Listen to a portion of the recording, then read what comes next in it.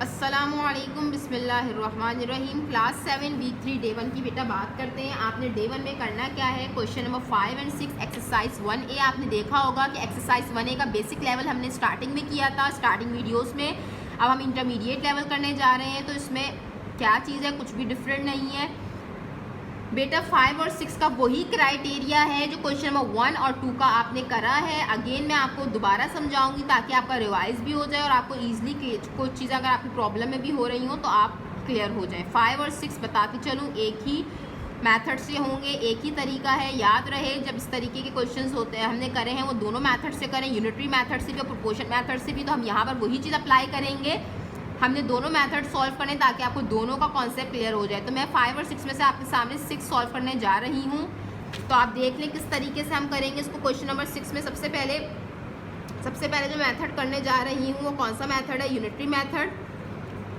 Unitary method में सबसे पहले सॉल्व करूँगी। यूनिटरी मेथड अगेन मैं आपको बताते चलूँ, यूनिटरी मेथड यूनिट से निकला है। हमेशा हमने 1 यूनिट पे काम करना होता है। फर्स्ट स्टेप में हम क्या लिखेंगे, फर्स्ट स्टेप में हम क्या लिखेंगे जो हमें गिवन है। क्या गिवन है कि 5/9 of a piece of metal, पहले तो हम पढ़ लेते हैं। 5/9 of piece of metal has a mass of 7 kg। एक बेटा पीस ऑफ मेटल है 5/9 का जिसका मास है 7 kg। जिसका मास क्या है, 7 kg है। दो चीज़ों की बात हो रही है, पीस ऑफ मेटल की बात हो रही है और मास की बात हो रही है। दो क्वांटिटीज़ की बात हो रही है। मैं बताती चलूँ, एक पीस ऑफ मेटल और मास की। आपको piece of metal 5/9 of a piece of metal आपके पास जो है वो कितने केजी का है। मेटल हैज़ अ मास, थोड़ी सी मेरी राइटिंग एक ही लाइन में कोशिश करें कि यूनिटरी मेथड में पूरी लाइन में स्टेटमेंट आए, तो छोटा सा आप अगर नहीं आ रही तो आप इसको राइटिंग को अपनी छोटी कर लें। 5/9 of a piece of metal has a mass of 7 kg। Got my point. ये आपको गिवन था। अगेन बोलते चलूँ कि फर्स्ट स्टेप में जो गिवन होता है उसी पे स्टेटमेंट हम लिखते हैं। सेकंड स्टेप में हम हर चीज़ को 1 कंसीडर कर लेते हैं। 5/9 को हमने कंसीडर कर लिया 1 of a piece of a metal.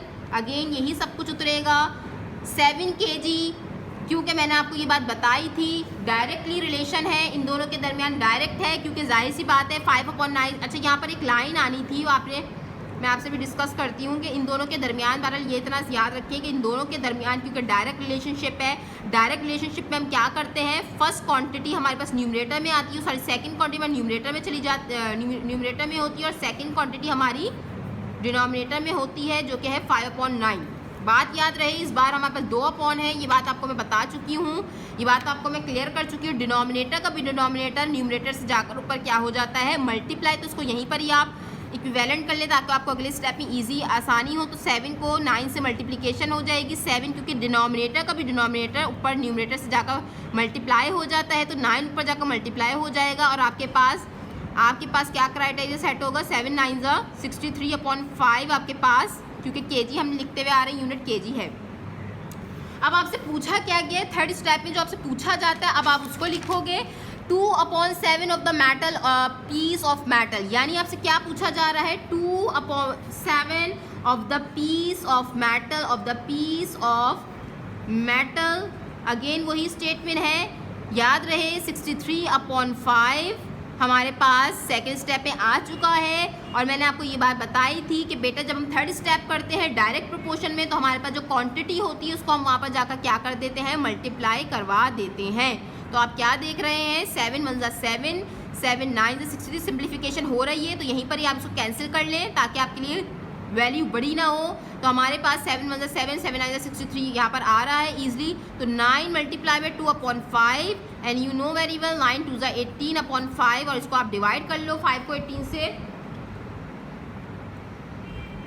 आपके पास जो 2/7 of piece of metal has a mass of 3.6 kg। तो आपने क्या देखा बेटा मेरे कि जब 5/9 था हमारे पास पीस, तो हमारे पास क्या था, 7 kg था। जब हमने उसको कम कर दिया उसके पीस को, यानी 2/7 के रेशियो में फ्रैक्शन की फॉर्म में, तो हमारे पास मास भी कम आया। तो this relation is called direct proportion. यहाँ पर जो लाइन मैंने आपको फर्स्ट वीडियोस में लिखवाई है कि डायरेक्टली प्रोपोर्शनल है, तो आप लिख सकते हो कि piece of metal is directly proportional लिख लें आप, बल्कि piece of metal is directly proportional to मास।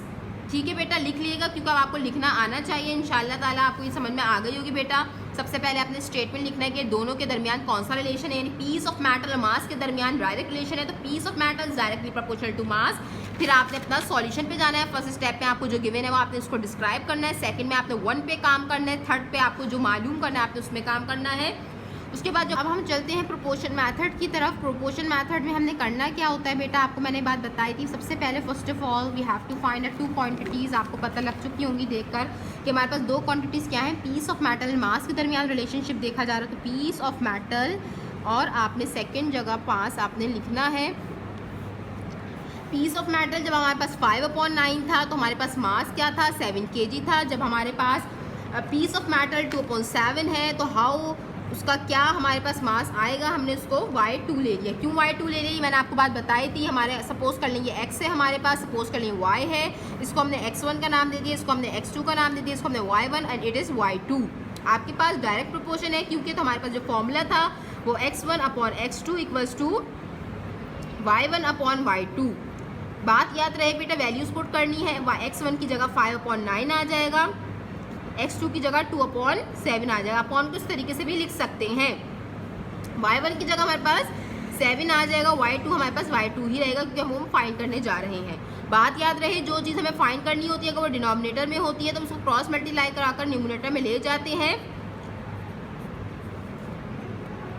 ये y2 5/9 की जगह आ जाएगा और y2 की जगह हमारे पास 5/9 आ जाएगा। अब आपने देखा कि मैंने इसको स्लैश फॉर्म में नहीं लिखा बल्कि अपॉन की तरह लिख दिया। क्यों लिखा है इसकी वजह बता देती हूँ आपको। ये बात मैंने बताई थी, डिनोमिनेटर का भी डिनोमिनेटर पर जाकर क्या होता है, मल्टीप्लाई। डिनोमिनेटर का भी डिनोमिनेटर पर जाकर क्या हो जाता है, मल्टीप्लाई। यहाँ पर भी सेम क्राइटेरिया, तो ये हो जाएगा 7y2/2 equals to 7 multiply by 9/5। Again बताते चलूँ, डिनोमिनेटर का भी डिनोमिनेटर ऊपर जाकर न्यूमरेटर से मल्टीप्लाई हो जाता है। तो बेटा मेरे यहाँ पर 7y2/2 याद रही, स्क्वायर नहीं है, ये 2 है, और यहाँ पर 63 हो जाएगा अपॉन 5। और यहाँ पर 7 मल्टीप्लाई हो रहा है, वहाँ जाकर 7 यहाँ मल्टीप्लाई हो रहा है y2 से, वहाँ जाकर 5 से, वहाँ जाकर 63 से डिवाइड हो जाएगा, लेकिन 5 यहाँ मौजूद है तो जाहिर है प्रोडक्ट फॉर्म हो जाएगी। यहाँ 2 यहाँ पर डिवाइड हो रहा है, वहाँ जाकर 63 से 2 मल्टीप्लाई हो जाएगा। दोबारा बता दूँ बेटा, 7 यहाँ मल्टीप्लाई हो रहा था, वहाँ जाकर 63 से डिवाइड हो गया। 2 यहाँ डिवाइड हो रहा था y2 से, वहाँ जाकर मल्टीप्लाई हो गया। यहाँ पर आप सिंप्लीफिकेशन कर लें, 7 9 63, 9 2 18/5। अब आपके सामने वही सेम आंसर आएगा जो हमारे पास यूनिटरी मेथड में था, यानी 3.6 कर भी देख लीजिएगा, क्योंकि हम मास मालूम कर रहे थे और मास की यूनिट क्या थी, kg। तो यहाँ पर आप kg ईजिली लिख सकते हैं। तो बेटा आपने देखा किस तरीके से मैंने दोनों मेथड आपको अगेन बता दिए। क्वेश्चन नंबर 5 बिल्कुल इसी तरीके से को याद रहे, दोनों मेथड करने हैं। ए पार्ट में भी 2 मेथड होंगे, बी पार्ट में भी दोनों मेथड होंगे। जज़ाकल्लाह।